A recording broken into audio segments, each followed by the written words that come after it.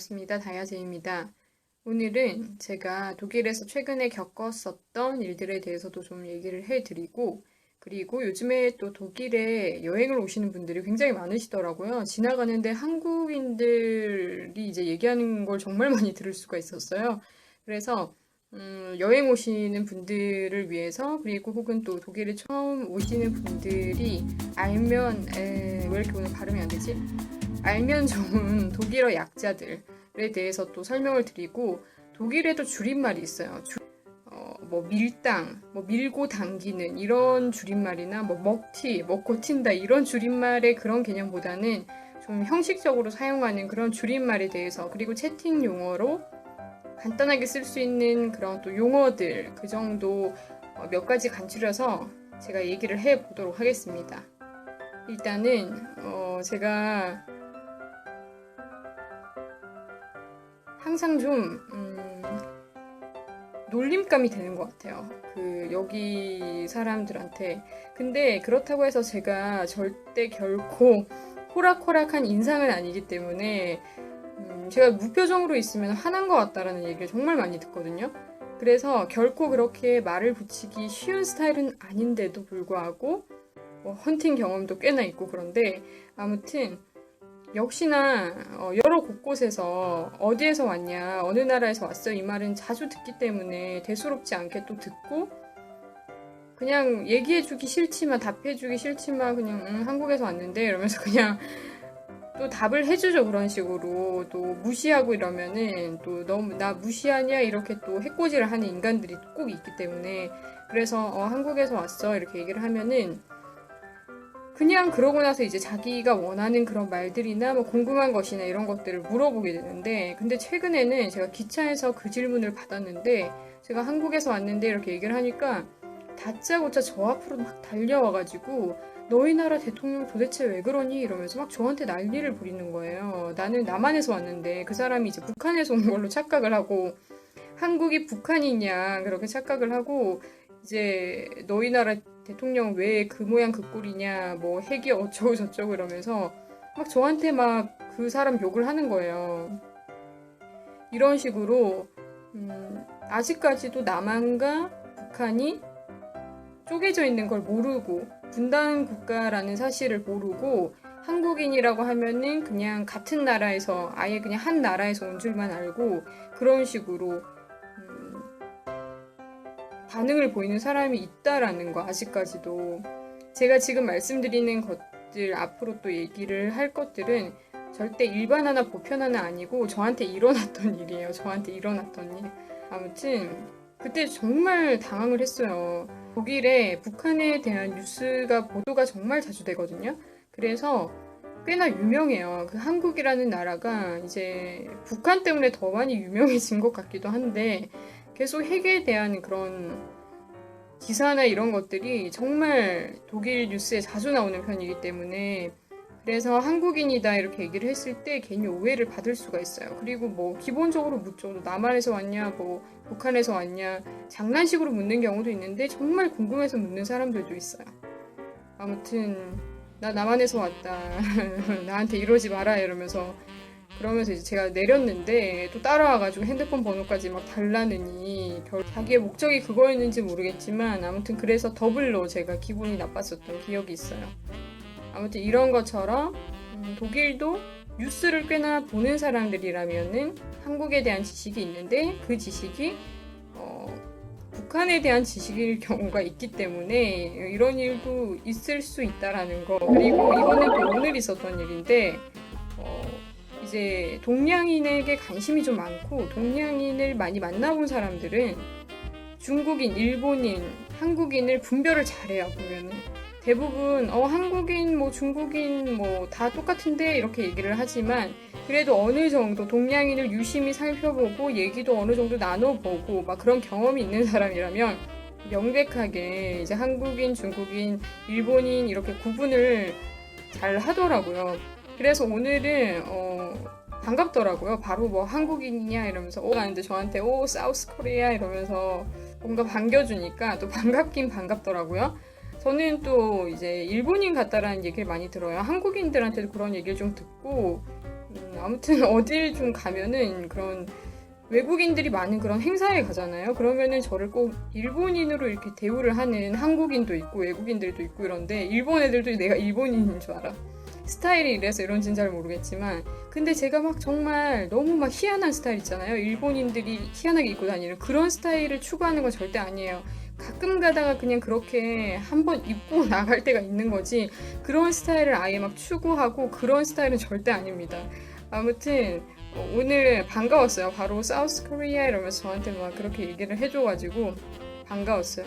그리고 오늘은 또 축구를 하는 날이더라고요. 꼭 축구를 하는 날에 사람들이 더 흥분이 되어 있거든요.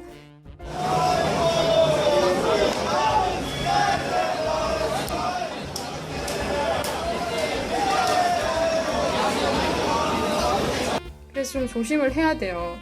오늘 같은 경우는 제가 아이스크림을 먹고 있었어요. 이제 독일은 아이스크림 카페가 많으니까 거기서 이제 아이스크림을 사가지고 이렇게 떠먹고 있었는데 근데 저한테 와가지고 한 입만 이러면서 막 이래요. 그러니까 그 정도로 친화력이 좋은 사람들은 어마무시하게 친화력이 좋아요. 남이 먹던 걸 자기가 먹겠다라는 거예요. 근데 제가 그 맛이 너무 마음에 안 들어가지고 절반 정도 먹고 나서 그걸 이제 버리려고 가지고 있었거든요. 근데 그 사람이 한 입만 이러는 거예요. 원래 같으면 그냥 무시하고 가버리는데 내가 이거를 버릴 거다 이미 이렇게 생각을 하고 있었기 때문에 나 이거 버릴 건데 그래도 너 먹을래? 이러면서 이러니까 숟가락으로 이렇게 한 스푼 진짜 떠먹더라고요. 옆에 있는 사람들 다 웃고 그래서 아무튼 바로 버렸죠. 뭐 저는 그 사람이 또 먹었으니까. 저는 원래 부모님이랑도 같이 뭐를 안 먹고 제 친한 친구들이나 뭐 친한 사람들이랑도 같이 입대고 저는 뭘 안 먹거든요. 그래서 뭐 당연히 버렸죠. 뭐 이미 버릴 생각이기도 했지만 아무튼 오늘 너무 그게 너무 웃겼어요. 아직까지도 생각하니까 왜 이렇게 웃기지? 아무튼 이렇게 오픈마인드인 사람들은 굉장히 오픈마인드예요. 뭐 지나가다가 그냥 바로 머리 색깔 너무 예쁘다, 너한테 너무 잘 어울려 모르는 사람인데 저한테 바로 그렇게 얘기를 하고요. 그러면 저도 뭐라고 해요? 고마워 이러면서 얘기를 해야 되죠. 그럴 때는 무시를 하면 또 이상하게 또 보니까 자기는 또 호의적으로 얘기했다라고 생각을 하기 때문에 저도 호의적으로 또 그럴 때는 이러면서 단케시인 뭐 이렇게 해줘야 돼요. 상호간에 그게 돼야 되더라고요. 아무튼 그래서 점점 이런 거에 또 익숙해지는 것도 같고 뭐 워낙 뭐 외국에 나가면 또 이런 일이 항상 비일비재하니까 익숙해져야만 하는 것도 맞고 그리고 독일은 정말 추워졌거든요.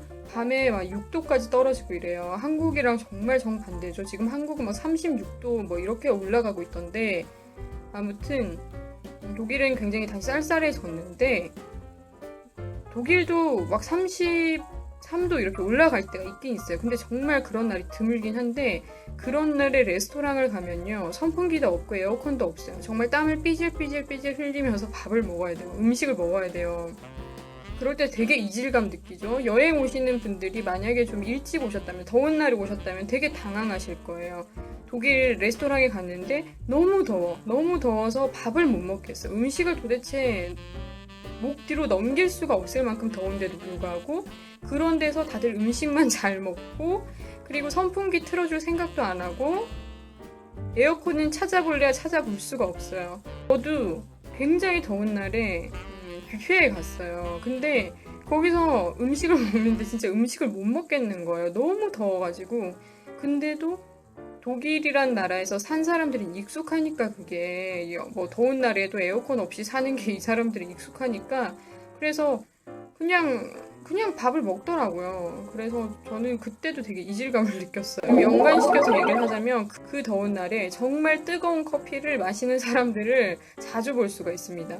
너무 더운 날인데도 정말 뜨거운 커피를 마시고 있어요, 보면은. 물론 스타벅스나 레스토랑이랑 같이 되어 있는 그런 카페가 아니면은 차가운 음료를 안 팔아요. 차가운 음료를 마시려면 스타벅스에 가야 돼요. 그래서 웬만해서는 아무튼 차가운 음료를 팔지 않거든요. 베이커리에서 거의 기본적으로 차나 커피를 파는데 다 뜨거운 것만 팔아요. 그래서 그런 데서 정말 사람들이 음료를 잘 사서 마시기 때문에 다 뜨거운 커피나 차를 정말 더운 날에도 마시고 있어요. 그런 모습들 보면 또 되게 신기하죠. 참 대단한 사람들이다 라는 생각이 들죠. 그리고 지금부터는 제가 독일에 여행을 와서 필수적으로 알면 좋은 그런 알파벳 약자에 대해서 알려드릴 텐데요. 일단은 이거에 대해서 질문을 참 많이 하더라고요. 제 아는 동생들도 독일에 올 때마다 항상 물어보는 게 도대체 이 단어가 뭐냐, 뭐의 약자냐 이걸 물어보는데 합바노브의 이제 줄임말이죠. 줄임 약자로 이렇게 사용을 하죠. 그래서 이거는 중앙역이라는 뜻이에요. 중앙역. 이거는 정말 꼭 알아두실 필요가 있고요. 그리고 DB라는 알파벳도 정말 많이 보게 되죠. 이거는 도이체반해서 독일 철도, 뭐 독일 기차 이거의 줄임말이고요. 그리고 독일 여행하시는 분들 정말 아실 거예요. 연착이 정말 많이 되고 막 기차 있다가 없어지고 이런 경우가 종종 있어요. 뭐 있다가 없어지고 이거는 자주 있는 일은 아니지만 연착은 정말 자주 되거든요. 근데 그러면 전광판에 뭐가 이렇게 막 돌아가죠. 거기에 CH 점 이렇게 해서 뭐 30분 이렇게 적혀 있잖아요. CH 점 하고 20분 하면은 20 이렇게 숫자로 되어 있고 MIT 이렇게 되어 있죠. 이거는 대략 20분 늦는다 이런 뜻이에요. 힐카의 이제 약자로서 대략 뭐 이런 뜻이거든요. 그래서 약 20분 MIT는 이제 분을 의미하는 미누텐이라는 그 단어의 약자로 쓰인 거기 때문에 이 정도는 알고 계시면 좋겠죠. 뭐 숫자만 봐도 대략 알겠지만 근데 꼭 앞에 CH가 붙으니까 아 대략 저 정도 늦는구나. 그렇다면 저거보다 일찍 올 수도 있고 저러다가 40분 되고 1시간 되고 2시간 될 수도 있겠구나. 이 정도까지 이제 예측을 할 수 있으니까 정확하게 40분 뒤에 온다, 20분 뒤에 온다 이게 아니라 카가 붙어 있으면 대략 저 정도구나 이렇게 또 예상을 하실 수가 있죠. 갑자기 또 생각난 건데 여행한 사람들이 얘기를 하기를 기차만 타고 다니는 게 아니라 여기서는 버스를 또 되게 많이 타고 다녀요. 페른부스나 이런 것들이 굉장히 저렴해서 다음에 제가 이런 것들도 한번 얘기를 해드릴 수 있으면 해드려 볼게요. 아무튼 근데 버스마저 너무 늦어요. 정말 많이 늦을 때는 4시간도 늦어요. 저는 4시간 정도까지 기다려봤어요. 근데 그거를 만약에 인터넷으로 예약을 한 상태가 아니라면은 정보조차 받아볼 수가 없어요. 1시간 늦습니다. 이런 걸 문자로 보내주는데 그런 것조차 받아볼 수가 없고 그냥 마냥 기다리는 거예요. 혼자서. 그래서 무조건 그런 것들을 인터넷으로 예약을 하는 게 좋고 예약을 하더라도 문자로 정보가 그런 식으로 올 때가 있고 안 올 때가 있어서 정말 안 오면은 2시간 기다리다가 이제 머리 뚜껑이 열려버리죠.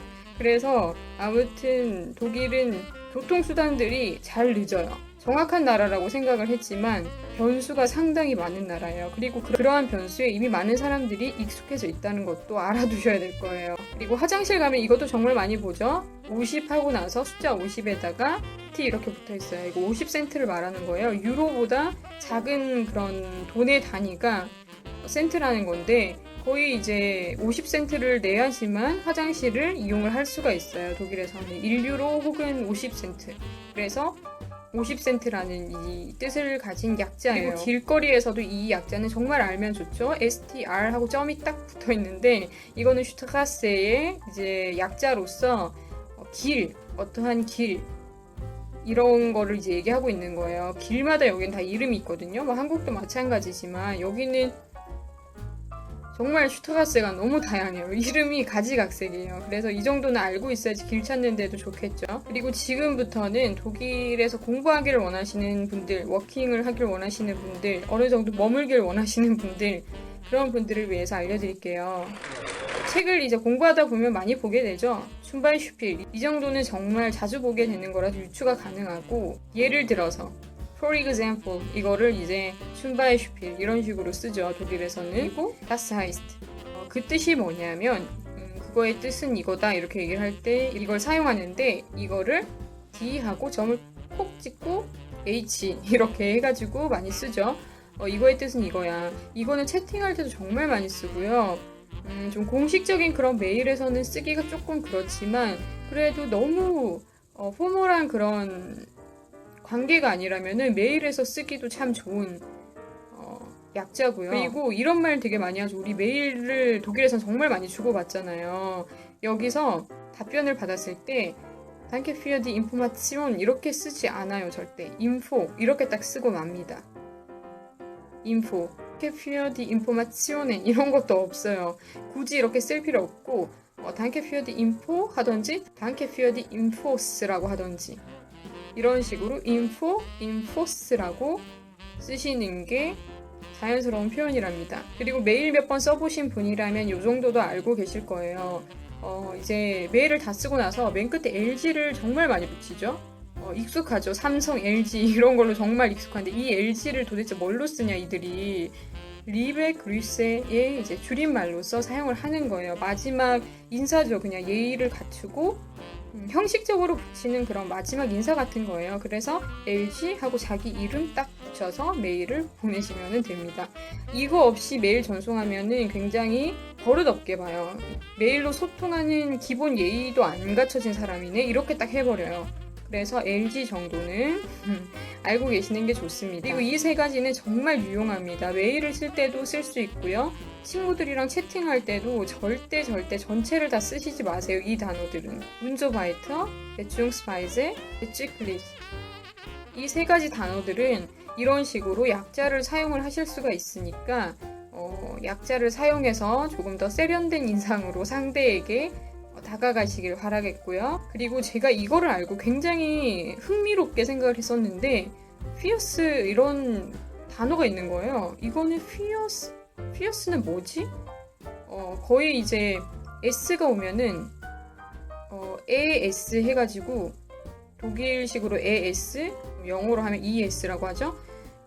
이렇게 s가 생략된 걸로 우리가 생각을 하잖아요. 근데 이 경우에는요, fear, das가 이렇게 압축이 돼서 줄임말처럼 fierce 이렇게 된다고 하더라고요. 이걸 알면 정말 유용하더라고요. 그리고 fierce만 있는 게 아니라 aufs도 있더라고요. auf das 이거의 줄임말로 aufs도 사용하더라고요. 그래서 포에미 aufs nächste Treppen 이렇게 얘기를 또 하더라고요. 여기는 또 채팅을 하거나 이럴 때는 거의 주어를 쓰지 않죠. 그래서 이제 주어를 쓰면 촌스럽다 이렇게까지 얘기를 하게 되죠. 젊은 애들 같은 경우는. 그리고 사전이나 책에서만 얘만됨, 얘만된을 이렇게 쓰는 게 아니라 채팅할 때도 그냥 줄여서 얘만됨, 얘만된 이런 식으로 줄여서 알파벳 약자로만 사용을 하시면 되고요. 필라이트도 절대 필라이트 전체를 쓰지 않아요. 채팅할 때는 이런 식으로 사용을 한답니다. 그래서 이 정도는 여러분들이 또 알고 계신 것도 많을 거라고 생각이 들었지만 그래도 또 모르시는 분들이 있을까봐 얘기를 또 해드려봤어요. 그럼 여러분들 유용하게 사용하시길 바라겠고요. 다음에 또 다른 영상으로 인사드리도록 할게요. 그러면 좋은 하루 보내세요.